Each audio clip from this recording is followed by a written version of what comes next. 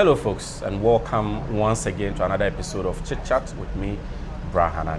So today I have a man who is supporting the efforts in dealing with Galamsey. He's also the Deputy National Organizer of the ruling National Democratic Congress, the one and only Elikem, Kotoko. Bro, Charlie, good to see you. Same here. Yes. Like I said, you are at the forefront of supporting the government in dealing with the fight against illegal mining. But just recently, over the weekends, in the eastern region, there was, some situation involving, the military. Yes, but despite that, the critics and the opposition still insist that you are not winning the fight, and that this government is only engaged in what they call, settings. First of all, how do you respond, to that? It is untrue that government is not fighting enough. This is the only government that has showed true commitment, dedication, and the will to fight this.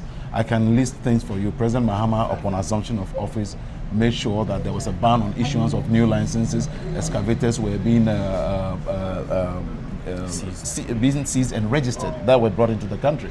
They were registered, they were geo-fenced as well. Then they introduced the Responsible Corporate Mining and Skills Development Program by the Sector Minister, Honorable Emmanuel Amakofi-Boa, who fortunately again also doubles as the Minister of Environment. Yeah. Then also the Blue Water Guards, and then the formation of the NIMOS, which has improved significantly in work and measure in all forms. And you recall the last incident last year when some NIMOS team were nearly lynched by citizens, some rogue youth. Yeah. And I went all out to advise that, look, do not try any such thing, because the military is trained as a weapon to deal with aggression. They are not trained to be so civil like the police and other services will be. Yeah. And so having that in mind, that they had encountered that before, if they are coming under a similar situation, what do you expect them to do? They may fire one warning shot, but the next one may be to get a victim so that it will deter them from coming. And to even think that they stopped them, they refused, and they even drew a line, and you still cross that line. What else do you want? But when you are unarmed, some people don't forget that just a quick one. They could have still managed the situation. This is the military we are talking about. This is the military. This is the. I will not endorse what has happened, but this is the military we are talking about, and we should have it at the back of our mind. They are trained with a certain mindset and in a certain way. So, for instance, when all that was happening, you ask yourself, why cross that line? When you are even unarmed, you get my point. So it was most unfortunate and unacceptable for them to have actually done a thing of that nature. We pray that, don't forget, they were illegal miners on an illegal mining company's concession. And you want to be, if you want to be legitimized, then go through our comms there, go through the right processes. When they were arrested, 14 nationals of Ghanaian nationals were arrested, plus 5 other nationals from other countries. So it cannot continue like this. The minister is going to address the press, but another concern is that prosecution. Yes. I mean, it's been almost 2 years in office. Yeah. The only big fish we can only talk about is Akwanta mining, but there's no other big fish that is being prosecuted or standing trial for illegal mining. I think NIMOS will have the data. I wish I knew. I would have given you some data on that. There are some other big fishes, not as big as maybe Akwanta mining or Chemawuntumi, from the eastern region and other places, who were also arrested, and they are being taken through the processes. Then secondly, as we all know, the wheels of justice grind, but slowly, in order to be sure.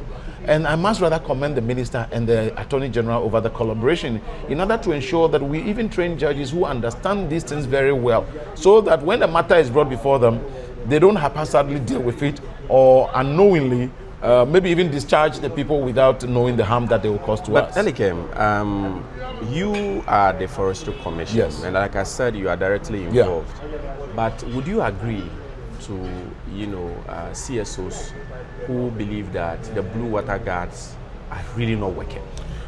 Their effectiveness is not being felt. It is a genuine concern or opinion that the CSOs are raising. But to say they are ineffective or not working is not true. Fortunately, they have a platform where even they almost share everything regarding their activities. So it is evident enough that on daily basis they are engaged in activities that aims to deter people from engaging. They may not have stopped everything completely now as we speak, but it has drastically reduced. And that is the reason I say time and ever again that, are we where we used to be? The answer is no. Are we where we want to be? The answer still is no. But are we on the path to where we want to be? The answer to that is yes. So I am very enlightened. I am very excited and happy that we are making significant progress in the battle. We don't need a president to come and say, I am prepared to put my presidency on the line.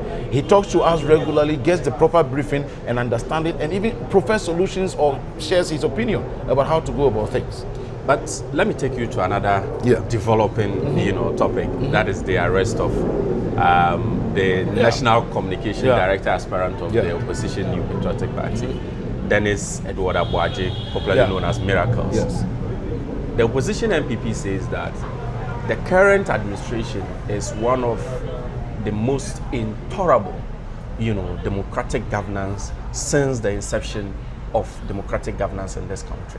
That is coming from people who don't understand what democracy is, where they misunderstand even free speech to mean nonsense.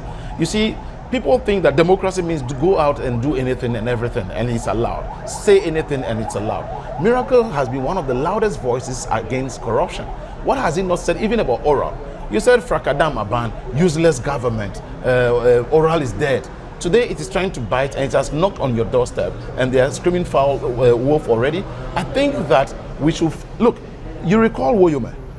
How much was talked about? 40-something million. 51. And now we're talking about what? 55 million.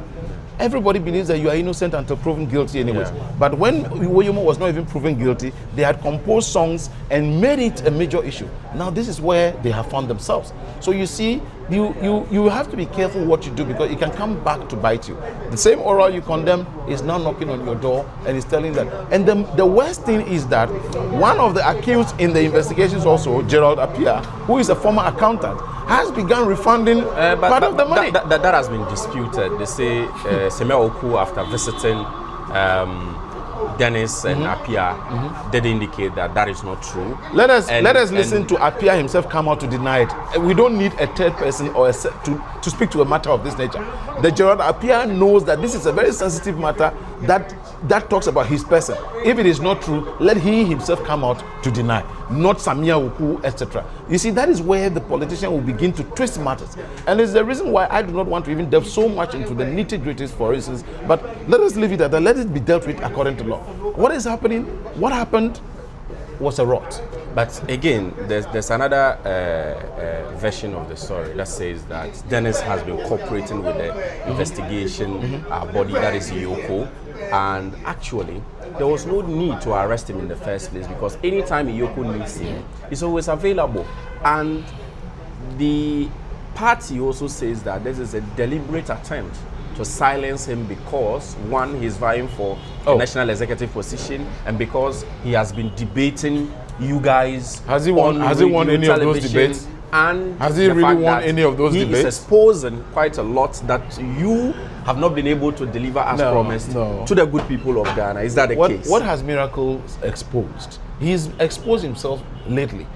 Just even recently when he was with lawyer Eduji Tamoklo, I don't know whether you saw how he was exposed over his position on Oliver Bakar, former Wars Group at the time, and then what he is saying today, hypocrisy personified.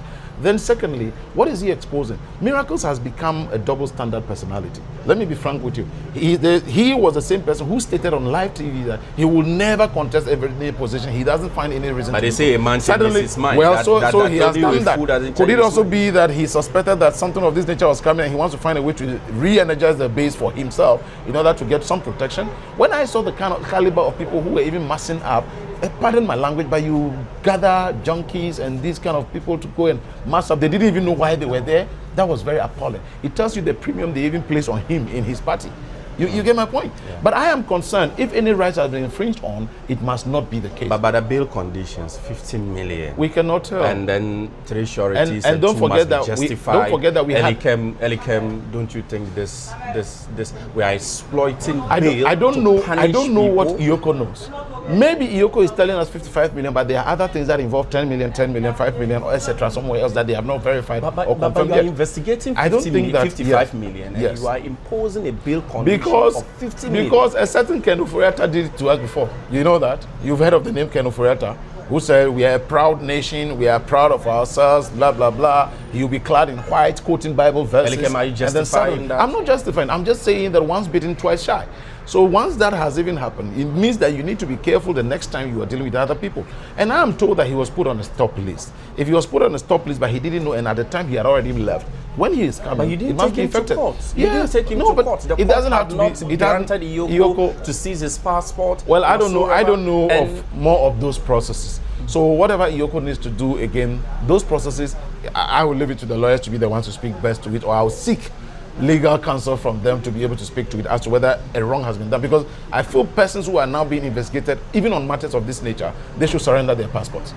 They should surrender their passports so that anytime they want to even make a travel, they put in an application for it. But finally, how do you respond to, another concern that when it involved your boss, Joseph Yamin, when it involved the third national vice chairman of the party in matters related to Galamsey? It was an allegation. They are not being prosecuted. Evidence has not been adduced. Issues about investigations. We are not updated and all that. You agree with me? So the notion here is that you are arbitrarily applying the law. No. Is that not the case? No, you agree with me that rather even shows you that this is a party that is ready to deal with anybody regardless. Within its first year of coming to power, and a certain group or national officers were mentioned, immediately it had to be investigated. But you are not exerting the same energy and thought processes. It is the same. It is an allegation of, look, a party just came into power and there's an allegation that your name has come up. It must be investigated.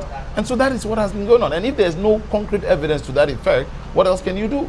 You get my point? Are you a certain government over the last 1.5 months? It cannot be. The very people who were calling us certains, fracadam, etc., saying oral is dead, are the ones that are now being bitten, or that oral is knocking at their door. Are you not rather persecuting them? It can never be. President Mahama would not want to persecute anybody. That is not a legacy he will want to be known for. And he will want to make sure that due process is followed. If prosecutions must be carried out, it be carried out in due process. Are you trying to silence everybody and twist the arms of Ghanaians by giving President Mahama a third term bid? President Mahama has made it very clear himself. He's not interested in a third term. If there was a way and he could, I will also be one of those who will say he should go ahead. Because many have made it clear that his comeback is far better than his setback was. And so he has demonstrated the kind of leadership we have. Now, many ask the question so what did we have in the past 8 years? You know, we've seen this happen. Even when family came out to say that President Mahama should not contest again, the party had their way. That was family that was family that spoke to him. The party had a way of bringing him back. And it was not President Mahama himself who said so, It was not he himself who said so at the time. This time round, he is saying it himself, that he's not even interested. He wants to have his retirement and enjoy family time. So he would love to have that. But the opposition are concerned there may be people, that they are not safe. Let me also say, there may be people around who think that maybe when he continues to be president, they will continue to benefit, and therefore they would want to push such agenda. But the man himself at the center of it all says, I'm sorry, my hands are up. I'm not interested in another term. After 2028, I am done. Thank you very much, Elikem. So grateful, my brother. That has been a powerful conversation. Thank you so much. Stick and stay, like I always say, like, comment, and share. See you in the next episode. Bye-bye.